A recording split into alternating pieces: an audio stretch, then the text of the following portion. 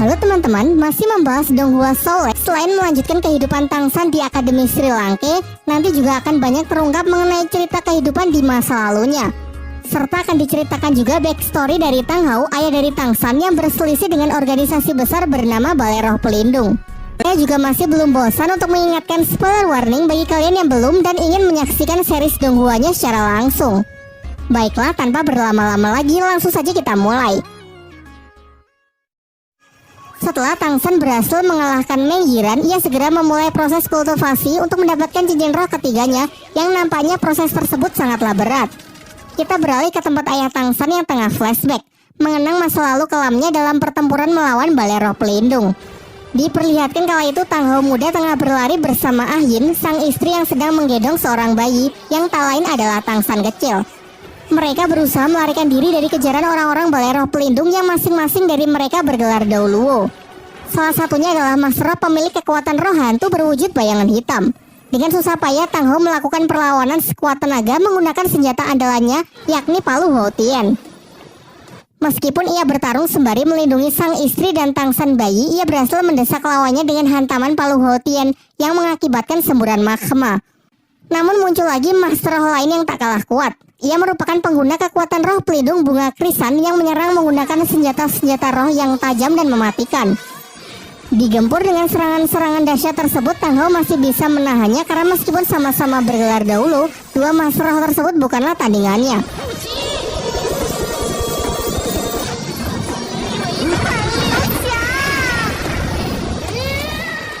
Sayangnya saat mereka kembali melanjutkan pelariannya untuk keluar dari tempat tersebut, datanglah pimpinan dari Balai Roh Pelindung dengan kekuatan yang luar biasa kuat. Ia bahkan menyebut dirinya sebagai dewa. Menyadari hal itu, Tang Hao pun segera mendorong Ah Yin pergi terlebih dahulu dengan harapan sang istri dan anaknya bisa terselamatkan terlebih dahulu. Sementara ia berniat mengorbankan dirinya dengan pertarungan sampai mati.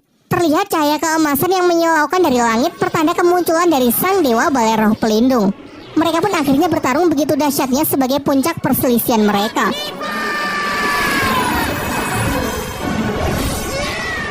Diadulah kekuatan roh pelindung mereka masing-masing. Sebenarnya Tang Hao yang lebih unggul dari pimpinan Balai Roh Pelindung dalam duel 1 lawan 1 tersebut. Akan tetapi saat ingin menghabisinya, tiba-tiba dua anak buah yang bergelar Dao Luo tadi menyatukan kekuatannya untuk menekan Tang Hao, sehingga sekarang ialah yang kembali terdesak. Ketika Tang Hao sudah berada di ujung maut, Ah Yin tiba-tiba saja kembali untuk menolongnya. Sayangnya keadaan menjadi semakin buruk saat pasukan dari Balai Roh Pelindung pun juga semakin banyak berdatangan untuk mengepung mereka berdua. Sampai pada akhirnya Ah Yin yang merasa tidak punya pilihan lagi memutuskan untuk menyerahkan bayi Tangsan kepada Tang Hao dan berpesan agar Tang Hao merawatnya. Sementara ia akan mengorbankan dirinya dengan menyerahkan seluruh kekuatan miliknya kepada Tang Hao, sehingga ia harus rela kembali menjadi rumput biru perak kecil. Karena hasil latihannya selama ratusan ribu tahun ia berikan kepada Tang Hao dalam wujud cincin siluman roh berwarna merah berusia 100.000 tahun. Tang Hao yang sebenarnya tak menginginkan pengorbanan Ah Yin pun juga tak bisa berbuat apa-apa. Kini yang bisa ia lakukan hanyalah memenuhi permintaan terakhir dari istrinya tersebut untuk menjaga dan merawat Tangsan. Kembali ke masa sekarang, dari sisa benih Ah Yin yang dulu sempat ia tabur telah tumbuh baik di sebuah padang rumput. Tang Hao lalu menceritakan mengenai Tangsan yang kini telah tumbuh semakin dewasa dan semakin mirip dengan Ah Yin. Ia juga menceritakan mengenai Xiao, gadis yang selalu bersama dengan putranya tersebut. Ia berharap kalau mereka kelak tak akan bernasib sama dengan kedua orang tuanya, mengingat Xiao juga merupakan siluman roh yang telah berevolusi menjadi manusia. Kini karena Tangsan sudah memiliki banyak teman dan para guru yang sangat peduli terhadapnya, Tang Hao pun merasa lega dan tak perlu mencemaskannya lagi, sehingga sekarang ia bisa melakukan hal yang dari dulu sangat ingin ia lakukan, yaitu pergi ke Balai Roh Pelindung untuk menuntut balas. Setelah perpisahan tersebut, ia pun bergegas untuk memulai perjalanannya. Scene beralih ke hutan Sindu memperlihatkan pasangan naga Mengsu yang begitu mengagumi kehebatan para murid Akademi Sri Lanka, khususnya kepada Tangsan. Menurut Mengsu, Tangsan adalah anak yang jenius dengan bakat yang luar biasa sehingga ia memiliki keinginan untuk menjodohkannya dengan Meng Yiran.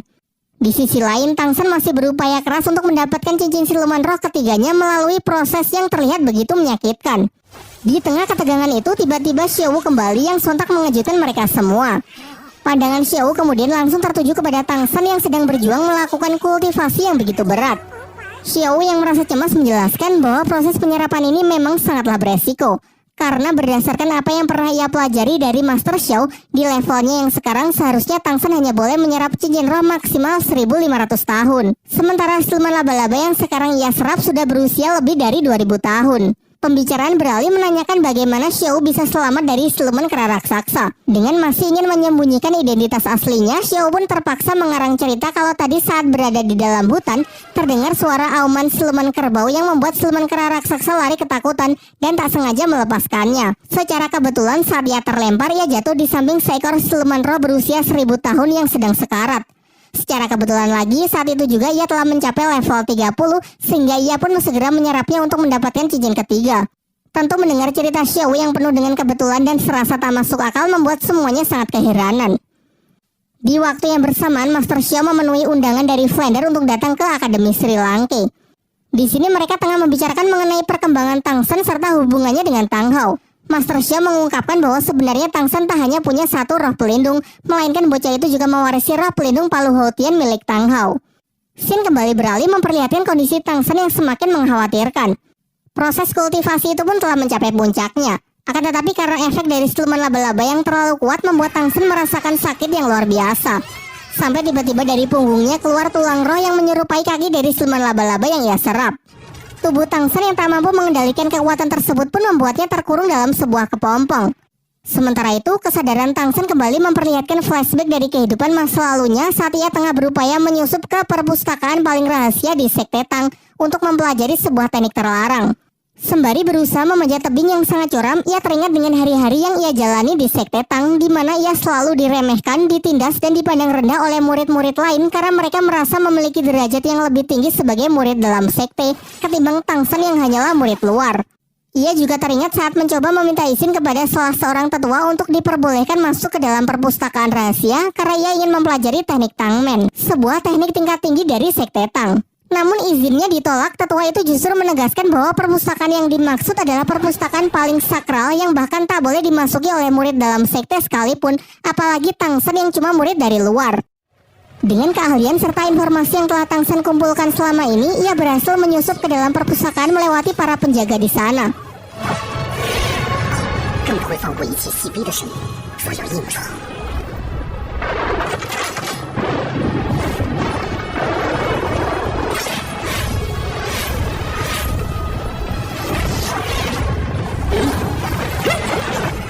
Sampai tibalah ia di lantai ketiga, tempat di mana gulungan teknik rahasia Tangmen disimpan.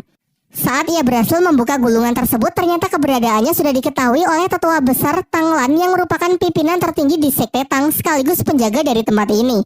Tang Shen yang menyesali perbuatannya menyatakan siap menerima hukuman apapun, bahkan meskipun ia dihukum mati. Namun sang tetua justru menyelamatkannya. Kemudian ia justru menjelaskan mengenai Sekte Tang yang semakin hari semakin lemah. Padahal sekte ini dulu adalah sekte terkuat yang sangat disegani oleh semua orang. Alasannya sudah jelas, karena para generasi baru dalam sekte yang terlalu menyombongkan dirinya dari para murid luar, padahal mereka sama sekali tidak berbakat. Hal ini berakibat pada hilangnya banyak teknik rahasia dari Sekte Tang karena para generasi tersebut tak cukup kuat untuk bisa mempelajarinya. Sehingga ia merasa bahwa kehadiran dari Tang Shen dengan bakat yang luar biasa mungkin bisa menjadi harapan baginya untuk bisa mengubah Sekte Tang dan membawanya mendapatkan kejayaannya kembali. Scene beralih ke masa sekarang memperlihatkan kondisi Tang Shen yang semakin membaik dan akhirnya proses kultivasinya pun telah selesai. Isak tangis haru menyertai momen tersebut. Kemudian Tang Shen menunjukkan tulang roh berwujud kaki laba-laba yang keluar dari punggungnya, yang bahkan ia sendiri tidak bisa menjelaskan kondisi apa yang sebenarnya telah terjadi. Saat mereka hendak meninggalkan hutan, tiba-tiba mereka diserang oleh segerombolan siluman laba-laba kecil yang sepertinya anak-anak dari siluman laba-laba yang telah dibunuh Tang Shen. Semuanya pun mulai panik karena kekuatan mereka masih belum pulih dari pertarungan sebelumnya. Lalu Tang Shen berinisiatif untuk memberikan mereka masing-masing senjata rahasianya, karena dengan senjata tersebutlah ia dapat menghabisi siluman laba-laba sebelumnya. Dan benar saja, senjata dari Tang Shen sangatlah membantu dalam menghadapi para siluman laba-laba kecil. Senjata itu sangat efektif, bahkan untuk tipe support seperti Oishike pun bisa dengan mudah menggunakannya.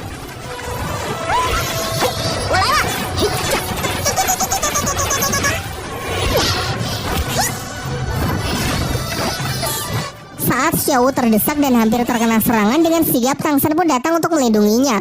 Secara refleks ia mengeluarkan tulang roh di punggungnya untuk membunuh para siluman laba-laba yang ingin menyerang Xiao. dan sisanya lari ketakutan melihat amukan dari Tang San.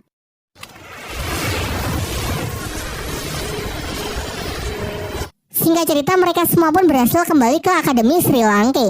Guru Zhao lalu menceritakan semua kejadian yang mereka alami saat berada di dalam hutan Sindhu mengenai Tang San dan Oishike yang telah mendapatkan cincin roh ketiganya, serta kemunculan siluman roh kera raksasa yang sempat menculik Xiaowu.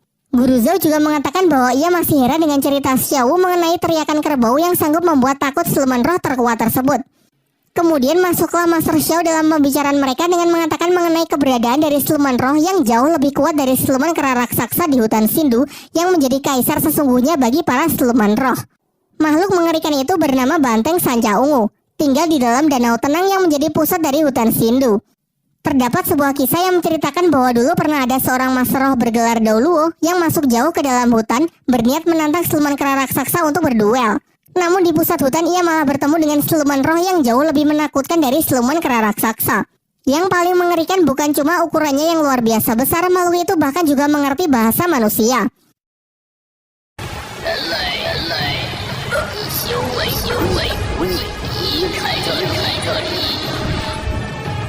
Pembicaraan kemudian beralih membahas mengenai Oishike yang telah mendapatkan cincin ketiga dari siluman ular terbang, serta Tang San yang juga telah mendapatkan cincin roh ketiganya dari siluman laba-laba, meski anak itu masih belum bisa mengendalikannya. Pembicaraan itu pun ditutup dengan Master Xiao yang mengatakan kalau mungkin kelak kekuatan dari Tang San akan bisa melampaui Tang Hao. Di sisi lain kita diperlihatkan Tang San yang sedang memikirkan ingatan dari masa lalunya. Ia seakan bisa berkomunikasi dengan dirinya di masa lalu yang membuatnya bertekad untuk mulai membangun sekte Tang di dunia baru yang ia tinggali saat ini. Keesokan harinya, Flander mengumpulkan semua murid untuk memperkenalkan Master Xiao sebagai guru baru yang akan mengajar di Akademi Sri Lanka. Semuanya pun menyambutnya dengan gembira, khususnya Tang San dan Xiaowu yang memang lebih dulu mengenalnya. Namun dalam acara tersebut tiba-tiba Tang San berteriak agar semuanya segera menjauh. Dan benar saja, kekuatan dari tulang roh miliknya lepas kendali dan naasnya serangan tersebut mengenai lengan Mang Houjun.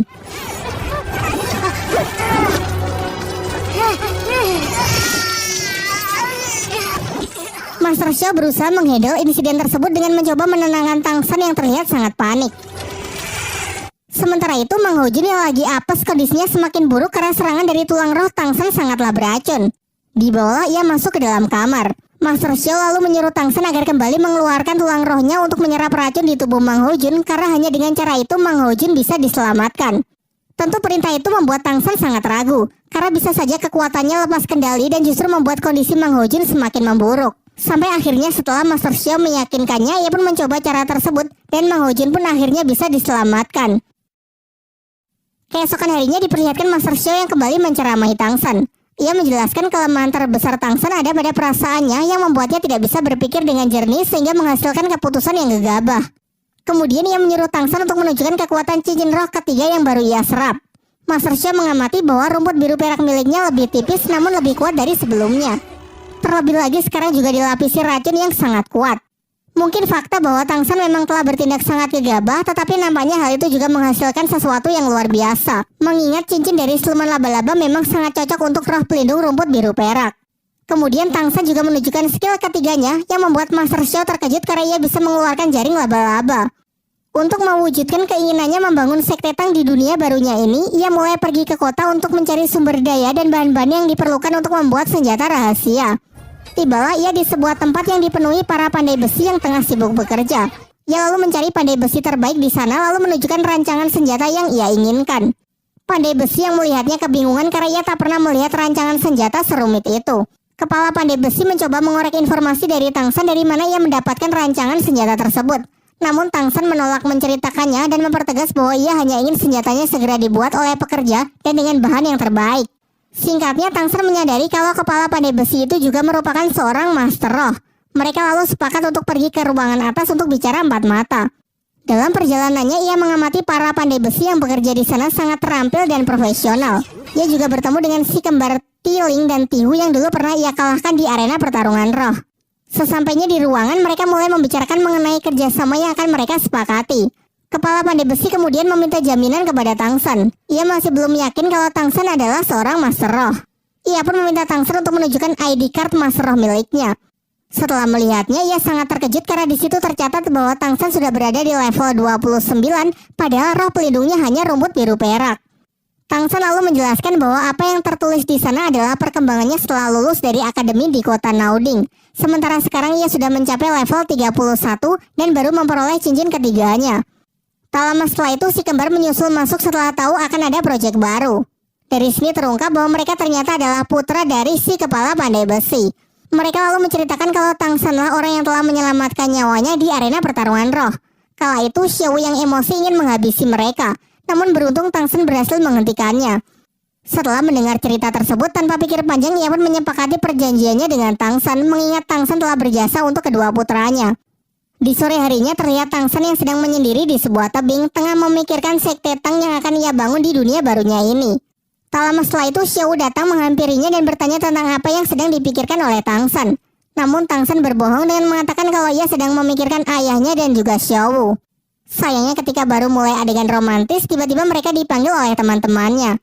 Keesokan paginya dimulailah latihan para murid Akademi Sri Lanka di bawah bimbingan langsung dari Master Xiao. Ia memerintahkan Dai Mube untuk maju, kemudian menjelaskan kalau Dai Mube harus bisa mengalahkan satu persatu murid Akademi Sri Lanka, mengingat di antara yang lain Dai Mube lah yang secara teori paling kuat karena telah mencapai level 37. Yang akan menjadi lawan pertamanya adalah Tang San. Namun Master Xiao melarang Tang San untuk menggunakan kekuatan cincin roh ketiga dan senjata rahasianya. Hal ini membuat Dai Mube protes. Menurutnya tidak akan adil karena Tang San memiliki level lebih rendah darinya. Selain itu akan percuma latihan bertarung jika harus membatasi kekuatan. Akhirnya Master Xiao pun membatalkan aturannya sehingga mereka bebas menggunakan apapun kemampuan mereka. Setelah mendapatkan aba-aba dari Master Xiao, pertarungan pun dimulai. Seperti biasa, Tang San melancarkan serangannya terlebih dahulu menggunakan rumput biru peraknya. Berkat cincin roh dari siluman laba-laba, kini tali akarnya menjadi lebih tipis namun menjadi jauh lebih kuat. Sebagai tipe crowd control, Tang San jelas tahu bahwa ia tak akan bisa menang jika berhadapan langsung dengan tipe fighter seperti Dai Mube. Oleh karena itu, ia stay menjaga jarak dan terus mencoba mengendalikan jalannya pertarungan. Kesalahan fatal dari Dai Mube adalah terlalu meremehkan musuhnya. Sampai Tang San akhirnya memiliki kesempatan untuk mengaktifkan skill ketiganya, yaitu tali akar jaring laba-laba. Dan kali ini Dai Mube tak lagi bisa sembarangan memotong karena selain kuat, jaring tersebut juga mengandung racun yang sangat mematikan. Dengan ini pertarungan mereka pun berakhir dengan Tang San yang keluar sebagai pemenangnya.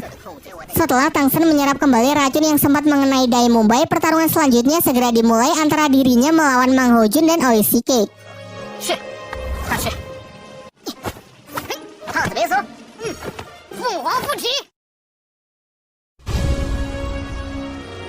Serangan pertama Dai Mube masih menahan dirinya dengan hanya menggunakan 2 cincin rohnya saja. Namun serangan tersebut dapat diatasi oleh Mang Hojun dengan hampir mengeluarkan seluruh tenaganya. Cukup untuk menekan Dai Mube karena ia tak mempertimbangkan kalau api Mang Hojun telah meningkat semenjak dari hutan Sindu. Serangan berikutnya barulah Mube menggunakan kekuatan cincin roh ketiganya yang secara teori tak akan bisa Mang Hojun atasi karena disinilah letak perbedaan kekuatan mereka. Namun lagi-lagi ia meremehkan lawannya. Mube lupa kalau di pihak Mang Hojun terdapat Oishike yang secara terus-menerus dapat mensuplai energi untuk Mang Hojun, sehingga meski menggunakan tenaga penuh di setiap serangannya, Mang Hojun tidak khawatir akan kehabisan tenaga. Terlebih lagi ia tahu betul apa yang menjadi kelemahan dari Dai Mube. Mube adalah tipe petarung jarak dekat dan serangan gelombang jarak jauhnya hanya memiliki radius 10 meter saja, sehingga asalkan mereka bisa tetap menjaga jarak, kemungkinan menang mereka akan jauh lebih besar. Sekarang yang bisa dilakukan Dai Mube hanya bertahan sampai efek sosis terbang milik Oishike habis. Namun itu pun juga tak akan mudah karena Mang Hojun terus mendapatkan suplai energi dari Oishike, sehingga serangannya bisa ia spam secara terus-menerus dari udara tanpa khawatir akan kehabisan energi. Di waktu yang bersamaan, Master Xiao memerintahkan Tang San untuk sparring melawan Xiao Wu agar sama-sama menunjukkan skill ketiganya. Pertarungan mereka pun dimulai. Tang San pun cukup dibuat kewalahan di awal oleh Xiao Wu mengingat ia sudah lama tak berlatih bertarung dengannya. Ia kehilangan fokus setelah terkena serangan mata genit, skill kedua milik Xiao Wu. Ini menjadi kesempatan bagi Xiao Wu untuk segera mendaratkan serangan. Menanggapi hal itu, Tang San juga bertindak cepat untuk melindungi dirinya menggunakan skill ketiga jaring laba-laba. Namun penghalang itu dapat dengan mudah Xiao Wu terobos karena skill ketiganya ternyata adalah teleportasi. Ketika Xiao Wu sudah hampir menang, Tang San menggunakan jaring laba-labanya secara tiba-tiba yang membuat keduanya jatuh dengan posisi sama-sama terikat.